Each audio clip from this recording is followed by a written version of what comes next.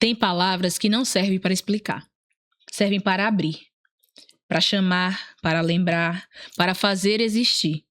Tem histórias que não foram feitas para serem contadas, mas para proteger, para guiar, para continuar. Hoje a gente se aproxima da palavra como quem chama, como quem inventa, como quem conjura, porque às vezes imaginar é a única forma de sobreviver. Eu sou Adriele Regine e esse é o Palavra de Mulher Preta.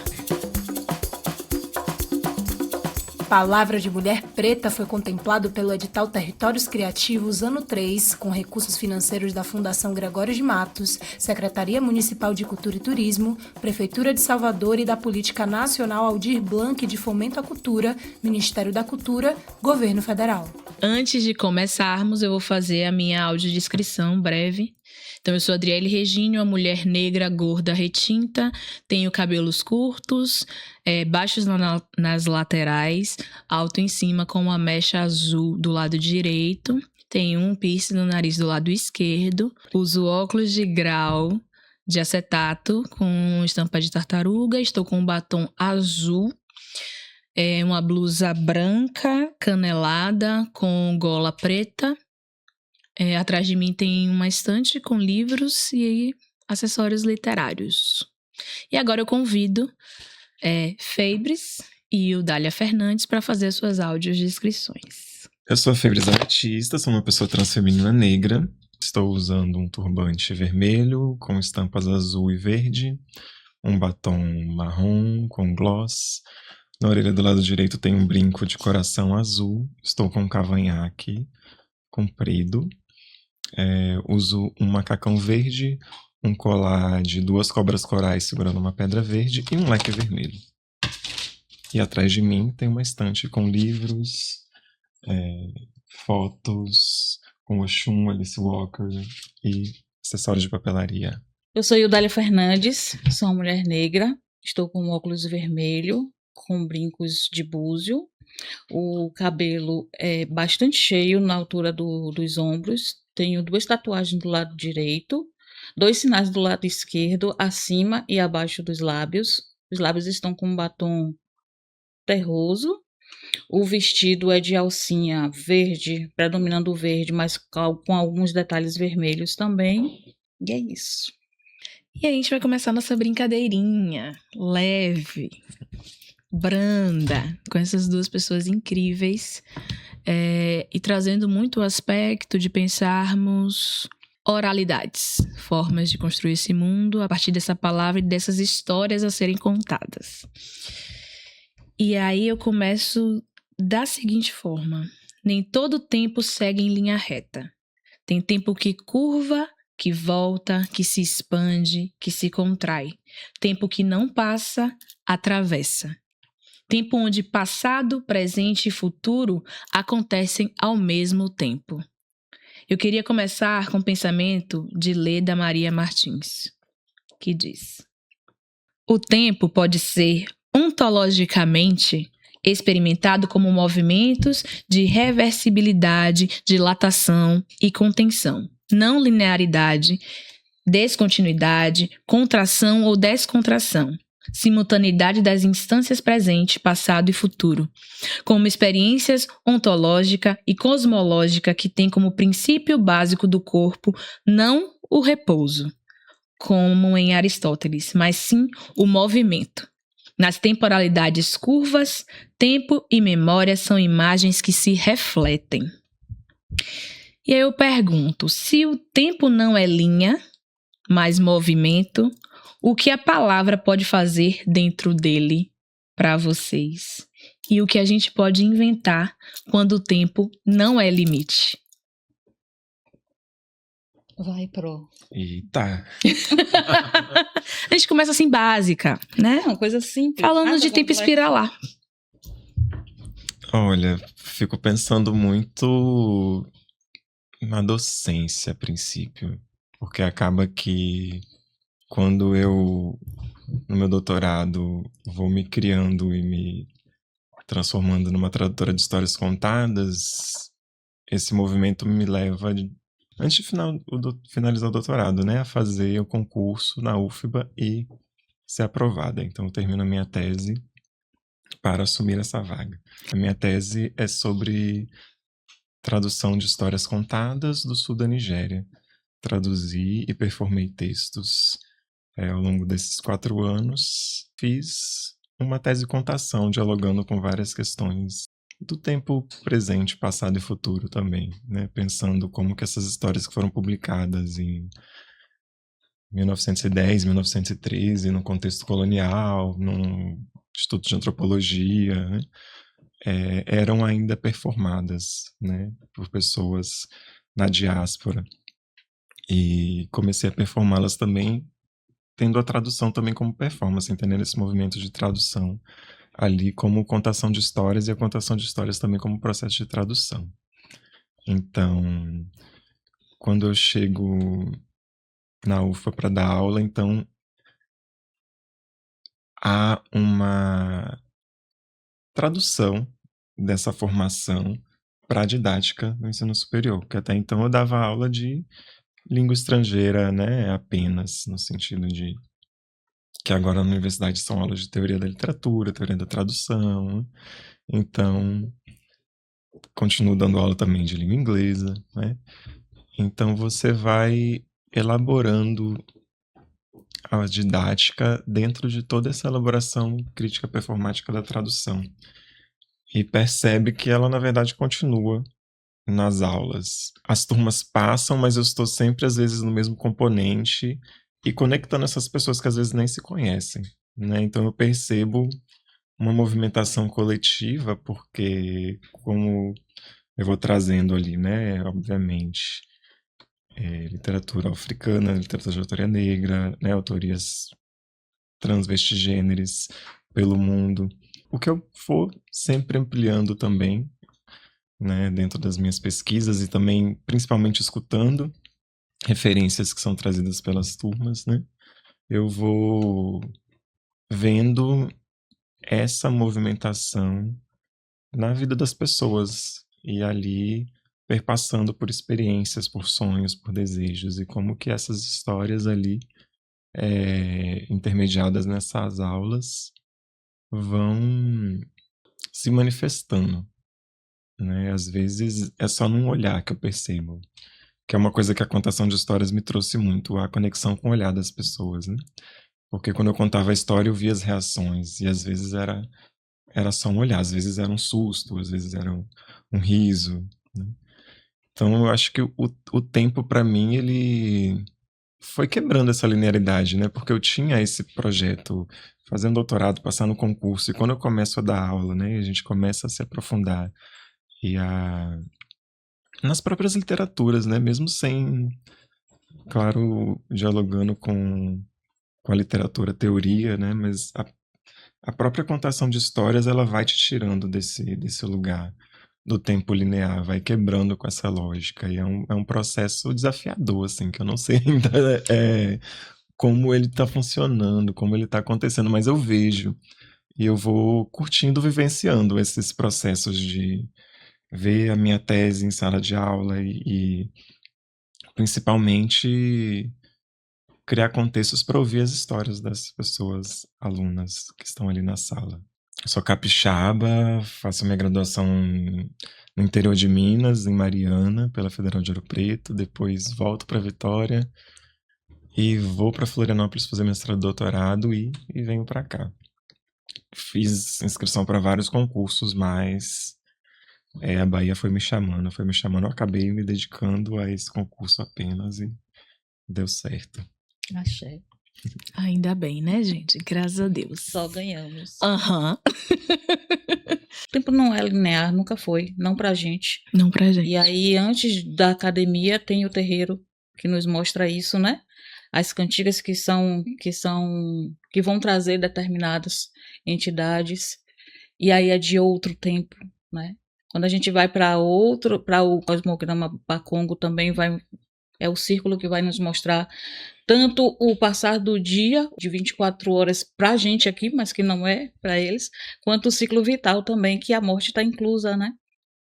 Então, pensar que com esse poder que a gente tem com a caneta e com o papel, ou tão somente com oralidade, que é muita coisa, tão somente pensando só no instrumento, né?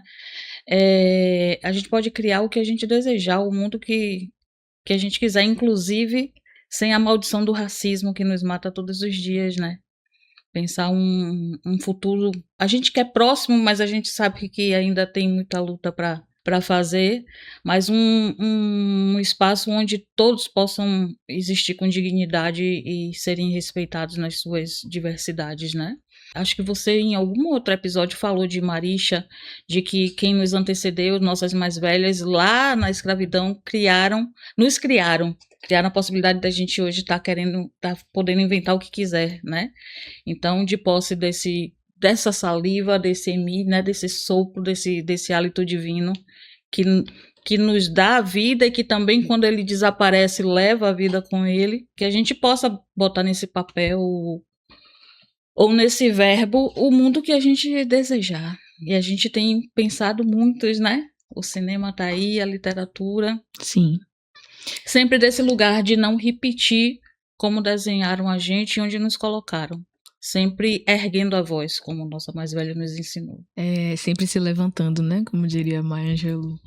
Vocês falando, me veio uma coisa muito específica, assim. Que é pensar o cuidado que a gente está tendo, e aí eu falo a gente no sentido de eu e o Dália Fernandes, porque somos curadoras do Palavra de Mulher Preta, de contar essas histórias. E isso é o nosso tempo diferente das coisas. Quando a gente convida as pessoas, mas vai ter um roteiro? Mas uma coisa que a gente pensa e preza muito é de trazermos verbos diferentes. Ampliar o verbo ler dentro do Lendo Mulheres Negras é isso, né? Então, a gente quer saber de dentro para daí a gente conseguir elaborar outras coisas. E aí, pensando nisso, nem sempre a gente sabe como se curar. E muitas vezes também não faz isso de forma solitária, né? Mas existem caminhos que vão sendo imaginados, construídos, partilhados. E aí eu queria trazer um trecho de Irmã Inhame, que é um livro que eu gosto muito.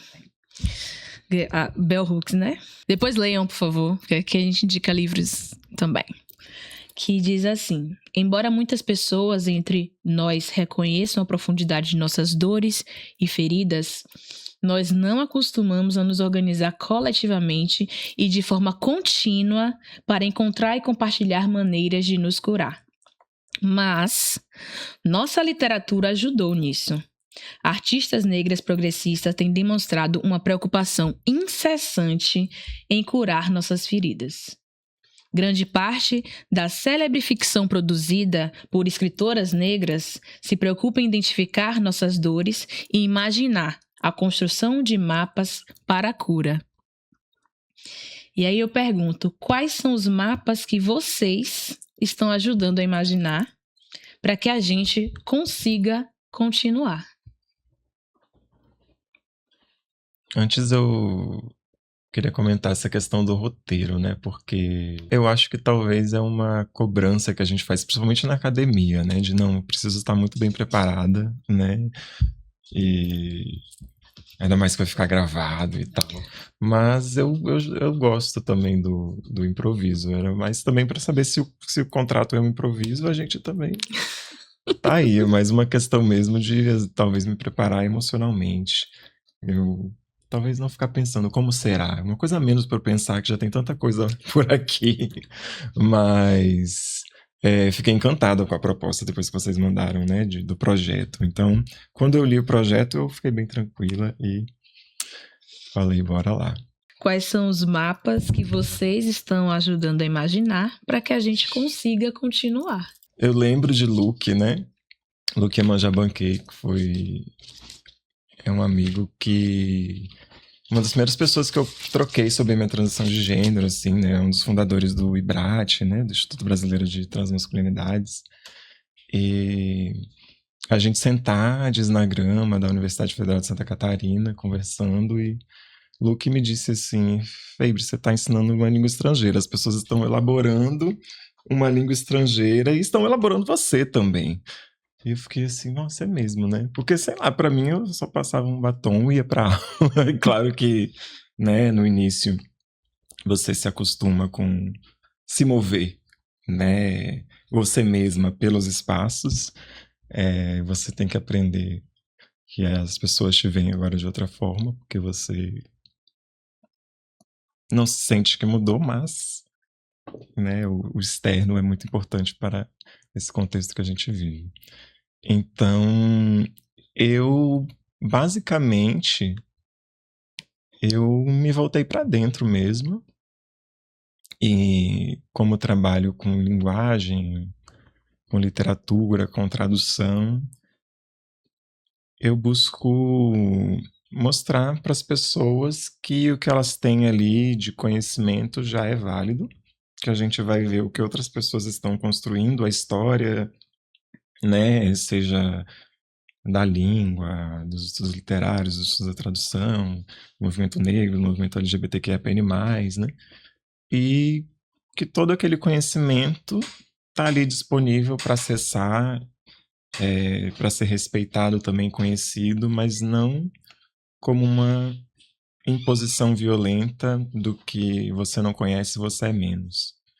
Então, acho que o meu mapa é exatamente esse de articular as pessoas, porque é isso. É impossível não viver a coletividade sendo professora. Eu tenho que lidar com a coletividade, né, constantemente. E que a cada semestre se renova, e durante o semestre também se renova, porque as pessoas entram, saem, se matriculam, se desmatriculam, né? Então, eu acho que as histórias, elas aparecem e elas têm uma certa autonomia. Mesmo se eu escolho uma história para trabalhar em sala de aula, as histórias que vão surgir nas aulas independem do meu planejamento. E até as histórias que eu escolho independem. Às vezes elas, né, foram para mim um motivo, eu escolho por um motivo, e quando acontece a interação comigo mesmo, às vezes, elas já são outras histórias. Então, eu acho que o meu mapa é algo que eu acesso, mas também, ao mesmo tempo, ele é oculto e eu estou aberta a me perceber na sala de aula e perceber o que precisa acontecer ali e aceitar e acolher o que acontece. Antes de Dália responder, eu tenho uma outra pergunta. Por que docência? Por que ser pró? Eu não queria ser professora. Meu pai é professor de história. Eu cresci ouvindo a minha mãe: não vai ser que nem seu pai, olha aí, fim de semana, trabalhando, preenchendo aquelas cadernetas. Aquelas pastas, eu lembro, eram enormes. Ele abria, pá, vários quadriculados e ficava. E eu, tá bom, né? Não sei se quanto que minha mãe me influenciou a não querer ser professora, mas realmente não era algo que me interessava. Eu fui para letras porque eu queria ser intérprete. Né? Eu gostava de inglês. Quando eu estava no ensino fundamental, eu lembro que os professores falavam constantemente, né? Eu tenho uns 39 anos. Falavam assim: gente, vocês precisam falar inglês e saber informática, senão vocês não vão ter emprego. Então, acho que como capricorniana, eu fiquei desesperada. Então, eu quero aprender inglês. E eu ficava ali com os meus pais, né? E os meus pais não tinham como pagar um curso fora e tal. E aí, com as possibilidades dos cursos de extensão, né? Que são cursos nas universidades mais acessíveis, meus pais conseguiram, né, realizar esse meu sonho. Com 11 anos eu começo a estudar inglês e gosto muito, e quando eu vou escolher o vestibular, dentre as tantas coisas que eu gostava, eu acabei privilegiando, escolhendo letras. E eu tenho uma tia, né, a tia Nira, que ela estava se formando em letras, né? Hoje já tinha se formado, eu acho. E ela me disse que na Universidade Federal de Ouro Preto tinha o mestrado em tradução, porque a professora dela tinha se formado lá. Então eu fui para letras para ser intérprete. Aí eu chego na universidade, vou fazendo uns cursos de extensão, porque as primeiras disciplinas não são em inglês, eu queria muito, não. Quero aprender mais e tal. E aí fui fazendo tudo que aparecia, e um desses cursos que era sobre ensino, acho que era Enfim, acho que era atividades lúdicas, eu acho que era isso. Para o ensino de língua inglesa. E aí, no final, você tinha que dar uma aula e você poderia ser ou não selecionada para dar aula na extensão. Aí, bom, já estou aqui, fui dar aula e me apaixonei, né? Então, a confirmação veio quando eu começo a estudar literatura de autoria africana, eu começo a estudar O Mundo se Despedaça, do Chinua Achebe, com a minha orientadora, depois se tornou minha orientadora, professora Maria Clara Versiani Gallery. Eu fiquei revoltada, né? Por não ter lido antes, eu estava com 20 anos. Conheço bem essa sensação. E não, eu preciso mudar isso, eu preciso ensinar literatura africana. Esse aqui, a gente tá trabalhando com isso, eu quero ficar nesse lugar, é aqui que eu quero construir minha carreira. E aí já saí da graduação focada em ser professora universitária, era o que eu queria. Mas eu continuo apaixonada pela tradução, meu mestrado, doutorado, eu tenho graduação em tradução, né? Eu amo ensinar tradução. Gente. Outra pergunta rápida. Você fala além de inglês o quê? Porque quem tem facilidade com línguas... Eu não sei se é facilidade, mas eu falo um pouco de francês e eu estou aprendendo espanhol, assim. Descobri que eu sei mais espanhol do que eu imaginava. Eu estou nesse movimento de também não me restringir ao inglês e ao português, porque eu dou aula de tradução, então nas minhas aulas eu tenho trazido também materiais em espanhol, em francês, né? A gente traz filme com legenda e para sair também, porque eu não quero vincular a minha carreira mais à língua inglesa apenas. Embora na graduação eu esteja dando aula de inglês básico, né? Eu também não quero ficar vinculado ao inglês e assumir esse sonho também que eu queria ser uma pessoa poliglota, né? E fiquei assim, mas eu parei de estudar francês, mas eu parei de estudar espanhol. Mas eu falei, não, mas eu sei alguma coisa, né? Isso que eu sei é alguma coisa, dá para fazer alguma coisa com esse conhecimento, né? Sim. Então, por enquanto são essas línguas. Humilhou. Tranquilamente. Quer que eu repita a pergunta, meu amor? Ai. Eu amo esse livro e eu amo essa proposta dela de mapas de cura dentro desse livro. Esse livro, ele é um desdobramento da... Eu vou me demorar um pouquinho aí, mas vou chegar até a minha pessoa, tá? Prometo. E a pergunta é para mim, não para Bell Hooks.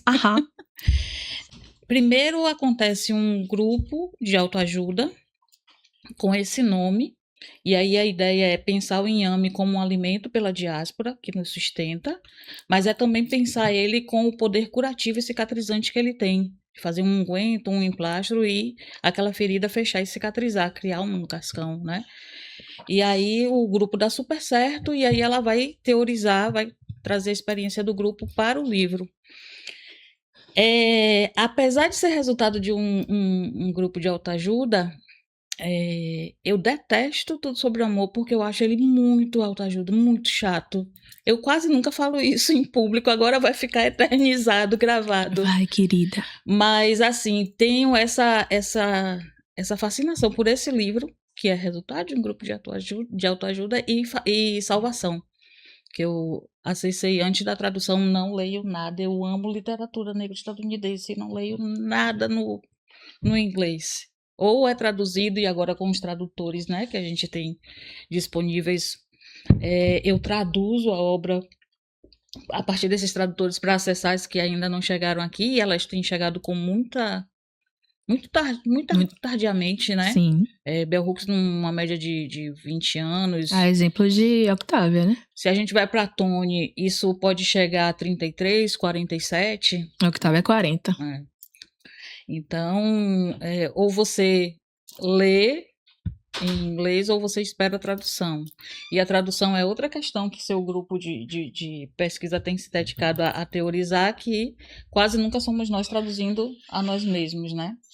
Tem mudado, o cenário tem mudado, mas por um bom tempo não foi assim. Eu sou assistente social, mas não atuo. Entrei com 18 anos, saí com 23. Passei em alguns concursos, não chamava, e aí fiquei mal com isso, e foi a sala de aula que me curou.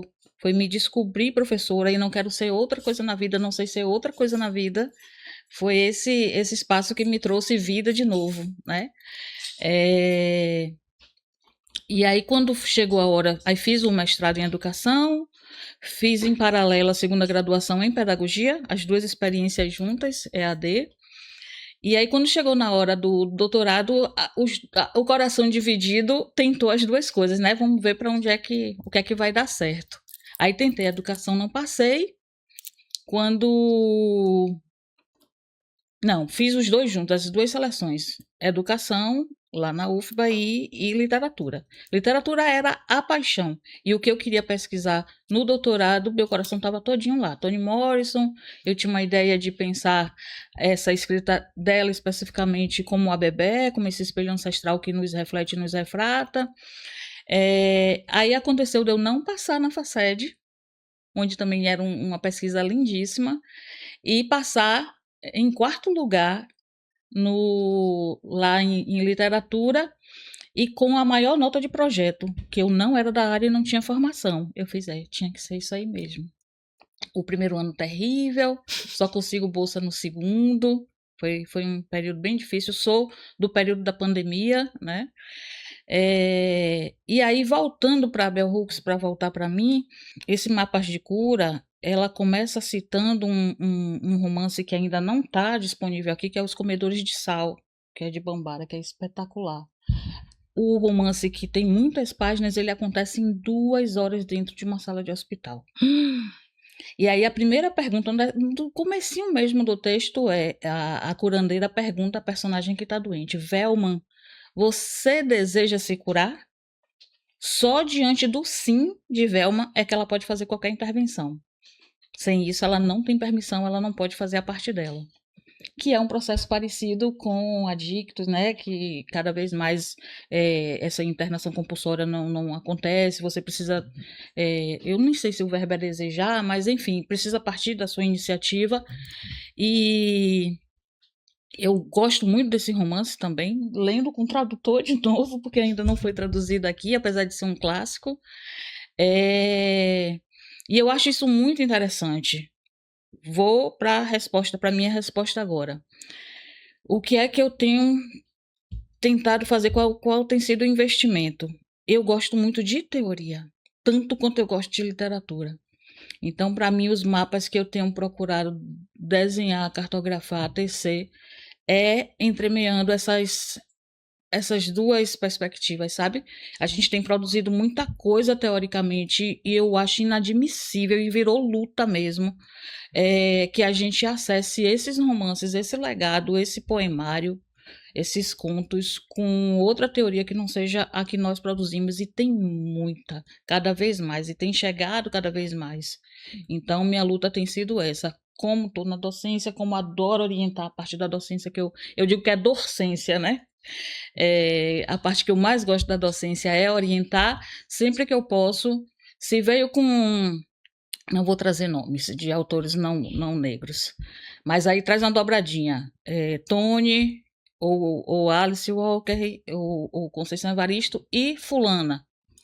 Aí eu digo, fulana precisa entrar? Se for desejo da pessoa, preciso respeitar e estimular. Mas sempre que eu posso, eu tento fazer a cabeça para ficarem as nossas. Porque eu acho que os nossos caminhos de cura, os nossos mapas de cura, tá no que elas produziram. Tanto literariamente quanto teoricamente. E a Casadinha eu acho imprescindível. Acho que tem nos levado para lugares muito potentes. Esse é um ponto importantíssimo, porque é uma discussão, inclusive, que eu sempre faço dentro do Lendo, que é... Ok, a gente tem agora acessado, eu digo agora, de 2010 para cá, a gente tem acessado a literatura de mulheres negras estadunidenses. Mas até que medida a gente usa isso dentro da nossa realidade e que isso de fato reflete?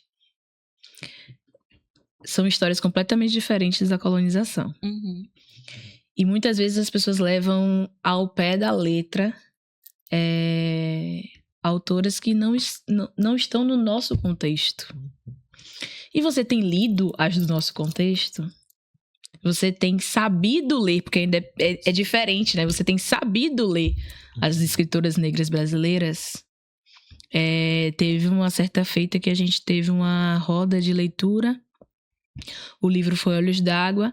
e a gente recebeu a seguinte indagação. Por que Conceição Evaristo não fala de infância? Aí eu falei assim, mas... Não? Olhos d'Água tem muita infância. Mas qual infância a gente está falando? Não é a infância negra. Porque eu identifiquei a minha infância em Olhos d'Água. Mas como é que a pessoa leu Olhos d'Água? Qual é a perspectiva e a visão dela? Então, atrelar literatura e teoria é também esse lugar. Aprendermos a ler as nossas. E não só espelhar, ou pelo menos tentar espelhar a literatura tanto africana, porque fazem isso também, quanto estadunidense na nossa realidade, que às vezes não casa. Então, tipo assim, eu acho que Tudo Sobre o Amor, por exemplo, é um livro que em muitos aspectos não nos corresponde, porque a gente tem uma outra relação com a família, por exemplo. A gente tem uma outra relação com o afeto, por exemplo. Inclusive, estamos aprendendo, é uma coisa que minha amiga Antea Xavier fala muito, nós estamos aprendendo a nos relacionar. Porque trouxeram nossos ancestrais de diversas regiões, com diversas formas de afetar e ser afetado. E a gente teve que aprender um modo novo, um modo Brasil, digamos assim, de nos relacionar. E muitas vezes não sabendo a língua do outro, não sabendo comunicar com o outro. Então, hoje a gente está tendo a possibilidade de criar formas de comunicação possíveis para afetar e ser afetado. Então, como é que a gente vai pegar um contexto estadunidense, um contexto nigeriano e aplicar no Brasil e dizer que isso é verdade absoluta? Nós somos negros brasileiros, gente. As realidades são completamente diferentes, a história é completamente diferente. Então, isso é uma coisa que a gente fala muito no Lendo, né? Da gente aprender a ler as nossas. E não só ler o livro, mas ler a vida, as nossas vidas. E nos portarmos da melhor forma para construir outros poemários, outros imaginários, outros contos. O encontro de você de você se encontrar na obra, né? A feitura de Um Defeito de Cor, Ana Maria Gonçalves, ao final, diz e descobre: quer render sou eu, né? Outra mágica que acontece também, que isso é um relato do doutorado, os romances que eu escolhi, que foi o primeiro, O Olho Mais Azul, meu livro de vida toda, a equação que você inventar, fim de mundo, levar para uma ilha deserta, é O Olho Mais Azul. E Deus Ajude Essa Criança, que é escrito 45 anos depois. Eu achava que dava facinho, 4 anos para escrever o que eu sei de trás para frente. Tem algo na tese que eu chamo efeito Abebé, que é exatamente esse bagunçar, esse desarrumar quando você se depara com tamanha proximidade com a personagem, né? Sim. E assim como Ana Maria Gonçalves disse, quer render sou eu digo Piccola Bradlove sou eu, com devidas distanciamentos e até o que você falou mesmo, né? De ser uma criança nos anos 40, é publicado em 71, mas é ambientado nos anos 40, em Ohio, cidade da autora, mas tem coisas que ela passou ali muito próximas a mim, ainda que eu não seja uma mulher negra retinta. Sim. E não tenha os 11 anos que ela, a idade que ela tinha na trama, né? Mas próximo a isso eu passei por eventos muito próximos ao dela. Sim. Uma configuração muito parecida. Você sabe da história e eu quero ficar por aqui. Esse fato do reconhecimento tem muito a ver com o tempo espiralar, né? Mesmo, quando Leda fala sobre esse passado, presente e futuro e também sobre dimensões de vida. Kindred. Mas o meu ponto é muito mais de a gente sacralizar uma ideia, né?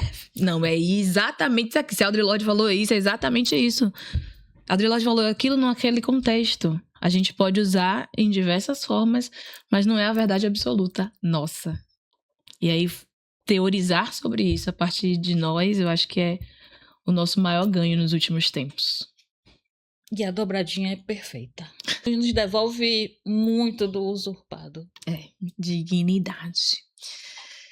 E aí, a partir disso, tem histórias que não são contadas, mas são herdadas, que passam de corpo para corpo, de olhar para olhar, e que às vezes a gente só entende quando volta. E eu queria trazer um trecho de Conceição Evaristo, óbvio, que a gente começou aqui, não ia deixar, que é sobre o Olhos d'Água, que eu acho que é um dos contos que eu mais... Eu li Olhos d'Água no ônibus, mestrado indo e voltando, e eu lia cada conto e tinha que parar pra respirar chorando chorando no ônibus compulsoriamente, porque era muito... são muitos socos, né? Assim, ela vai na jugular. Os Olhos d'Água, que é Os Olhos da Minha Mãe, acho que a abertura do livro perfeita, assim. Porque eu fiquei me indagando qual era a cor dos olhos da minha mãe. Eu falei assim, meu Deus, eu preciso olhar nos olhos da minha mãe. E eu acho que isso também nos devolve a dignidade, a humanidade básica de você só olhar pro outro, olhar no olho e conseguir ler para além da figura, né? Da imagem. E aí diz assim: voltei aflita, mas satisfeita. Vivi a sensação de estar cumprindo um ritual, em que a oferenda aos orixás deveria ser a descoberta da cor dos olhos da minha mãe. E quando, após longos dias de viagem para chegar à minha terra, pude contemplar, extasiada, os olhos da minha mãe, sabem o que eu vi? Sabem o que eu vi? Vi só lágrimas e lágrimas. Entretanto, ela sorria feliz. Mas eram tantas lágrimas que eu me perguntei se a minha mãe tinha olhos ou rios caudalosos sobre a face. E só então compreendi. Minha mãe trazia serenamente em si águas correntezas.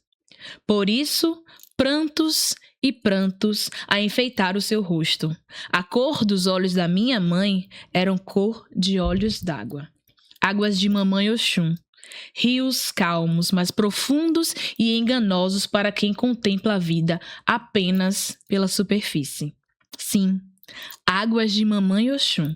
Abracei a mãe, encostei meu rosto no dela e pedi proteção. Senti as lágrimas delas se misturarem às minhas. Hoje, quando já alcancei a cor dos olhos da minha mãe, tento descobrir a cor dos olhos da minha filha. Faço a brincadeira em que os olhos de uma se tornam o espelho para os olhos da outra. E um dia desses me surpreendi com um gesto da minha menina, quando nós duas estávamos nesse doce jogo. Ela tocou suavemente no meu rosto, me contemplando intensamente. E, enquanto jogava o olhar dela no meu, perguntou baixinho, mas tão baixinho como se fosse uma pergunta para ela mesma. Ou como se estivesse buscando e encontrando a revelação de um mistério ou de um grande segredo. Eu escutei quando, sussurrando, minha filha falou: Mãe, qual é a cor tão úmida dos seus olhos? Ela podia parar isso e perguntas, né? É bom ouvir Conceição sempre, né? E aí, que histórias vocês carregam no olhar? Vai, amiga, que eu vou precisar me recompor. Não sei, histórias de caos.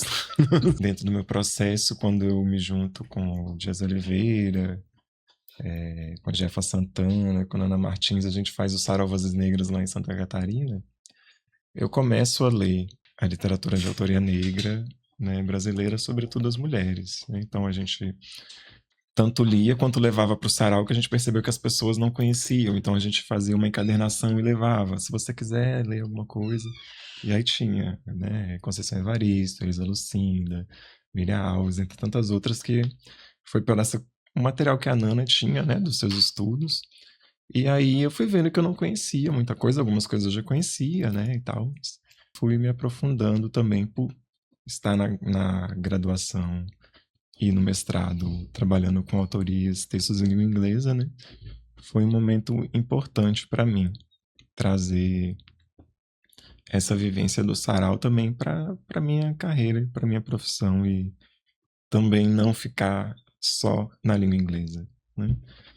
Eu acho que a leitura de mulheres negras assim foi trazendo esse caminho, até porque Aí no mestrado eu trabalho com a Chimamanda, então começo a ter que olhar, né? Porque a Chimamanda me provocava, bom, então eu preciso falar, né?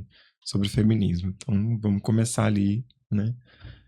Trazendo um pouquinho. Olha, eu acho que hoje eu consigo trazer histórias de confiança, de estar onde eu estou, dando aula, traduzindo. Meu último projeto de tradução foi um livro de uma coletânea organizada pelas professoras negras travestis Jaqueline Gomes de Jesus, Meg Rara Gomes de Oliveira e Letícia Nascimento. E eu traduzi coletivamente, né? Eu coordenei essa tradução para o inglês. Isso acaba vindo para as minhas aulas, né? Eu estou no momento muito pensando sobre a minha docência, mas sobre a tradução, mas ao mesmo tempo com projetos tradutórios aí numa nova fase da minha vida.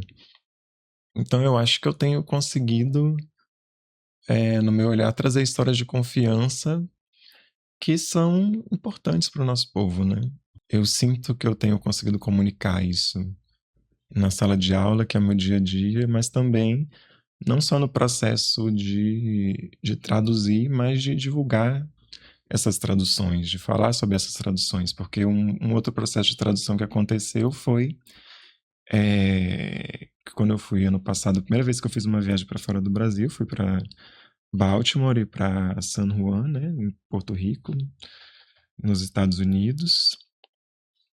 Eu fui trazendo o projeto de tradução, eu fui trazendo ali, traduzindo, né, para as pessoas a identidade de travesti, que está no título e as pessoas queriam saber, falando de inúmeras pessoas que estão lá, como Tiffany Odara, né, que é uma das autoras, que está no livro, entre tantas outras. Eu acho que eu tenho conseguido, a muito custo, a muito trabalho coletivo, né, a muitos projetos coletivos, trazer talvez histórias de confiança, mesmo que às vezes eu precise me lembrar dessas histórias. Sim. Mas eu acho que, mesmo que num dia eu não esteja bem, né, eu acho que a minha trajetória, só o fato de eu estar onde eu estou já comunica muita coisa para as pessoas, né?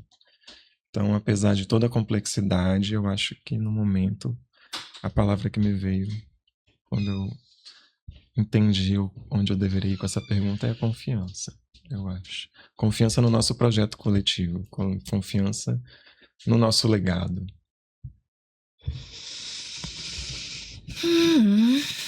Eu chego até você por conta de Nana. Quando a gente se conhece aqui em Salvador, eu demoro a entender que é Fabris que eu converso virtualmente, né? Mas foi pela rede foi por Nana que eu chego a você, que eu te conheci. Uma querida. Beijo quando estiver ouvindo. Beijo duplo.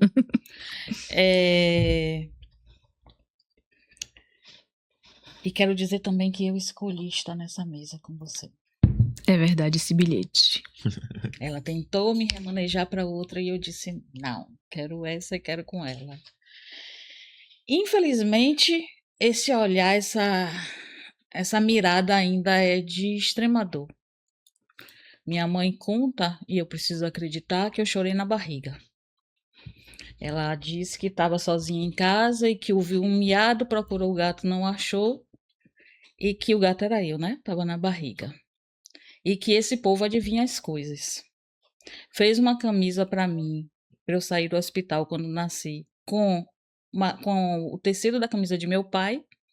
Mais tarde, eu brincando de boneca, eu tenho essa camisa ainda. Se eu soubesse que eu ia contar essa narrativa, eu teria trazido. E aí, conversando com alguém, brincando de boneca, eu disse, essa camisa foi feita com o tecido da camisa de meu pai. Aí ela disse que parou tudo e fez, quem te contou isso? Minha mãe se metendo na minha brincadeira com a minha amiga. Aí eu disse, não sei, só vou entender isso agora, né? Adulta. Não acho que adivinho as coisas, mas tem um feeling assim para sentir, para radiografar pessoas. Foi o que a gente decidiu estudar, né? Eu acho que eu tenho essa tendência à melancolia, à nostalgia. Eu sou uma tia enlutada.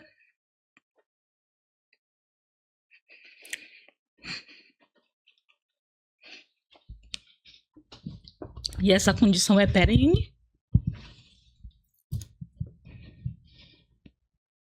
E é esse legado que tem me trazido fita de novo. é apresentar às nossas e aos nossos essa produção. Dedico grande parte do tempo a acessar, dou prioridade a isso, a comprar os livros, a saber o que é que estão falando o mundo afora. Confesso que preciso investir mais no continente africano. Você começou no topo, né? E aí Chimamanda é leitora de Achebe, né? Ela se torna escritora, ela traz esse tributo, diz que foi por conta dele. Então eu quero muito mover-me além da dor, que é a proposta de Bell Hooks lá quando vai tascar-lhe o pau no Lemonade de Beyoncé, que ela era isso, né? Mas amo as duas. E Tati Nascimento, que dispensa apresentações, mas dentre outras coisas, também pioneira nessa questão de traduzir as nossas, né? Ela vai dizer que a gente tem dever de denunciar. Eu não sei se a dor sou eu que estou inventando, mas que a gente tem direito ao devaneio. E essa segunda parte a gente tem protelado, adiado, e a gente precisa com urgência, se não em paralelo, achar momento também para isso. Eu quero muito sair dessa dor. Ainda que algumas eu carregue vida toda. Lembrei também com esse texto, desde que eu li, que tem um ensaio de Alice Walker chamado Beleza Quando Meu Par Sou Eu, ou Beleza Quando a Dançarina Sou Eu Mesma, alguma coisa assim, tem variações no título, que ela vai contar um acidente que aconteceu na infância que fez ela perder a visão de um olho, e que o irmão vai pedir para silenciar, toda uma pressão e tudo, mas no final ela morrendo de... Você conhece? Lindo. Tá Em Busca do Jardim de Nossas Mães. Ela perde a noite porque ela não tem condições de... Tá preocupada com a sessão fotográfica que vai ter no dia seguinte, de capa de revista e tal, para falar da obra dela. E ela disse que quanto mais nervosa ela ficava, mais a órbita o globo ocular ficava tremendo. Que ela, além de sentir, ela sabia que o outro estava percebendo e que ela tinha muito constrangimento com isso. Por muito tempo ela sai da melhor aluna da escola para uma menina cabisbaixa e calada depois do acidente, né? São 2 momentos. E o ensaio é justamente contando esses períodos todos. Mas aí ele encerra com a menina dizendo, a filha, né? Não acredito que eu esqueci o nome. Rebeca, talvez? Não sei. Dizendo que a mãe, que lindo, seu olho tem um globo terrestre dentro dele, que a cicatriz que ficou do acidente, ela conseguiu ver como um mapa, né? Então eu lembro muito quando eu leio lendo um ou outro, eu sempre lembro da dobradinha. E é de onde você olha, né? Como você olha, o que é que você quer ver. Mas é isso, vou sair da dor sim. Dito isso, me dê as mãozinhas. Eu queria agradecer. É sempre bom falar de literatura. Eu não sou da área de literatura. Eu me tornei da área de literatura. A literatura me chamou, porque eu sempre fui uma criança leitora.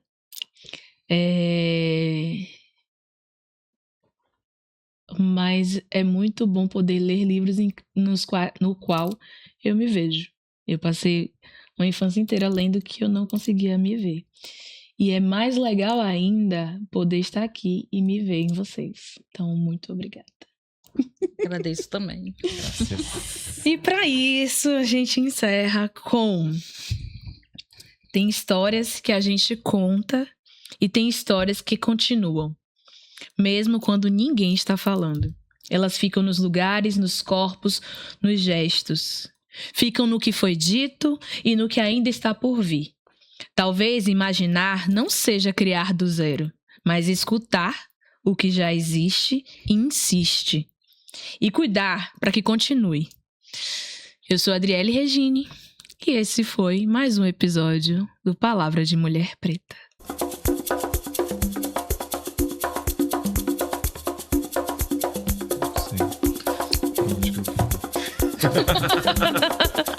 Eudalia Fernandes. Capricorniana com ascendente em virgem. Misericórdia. Misericórdia.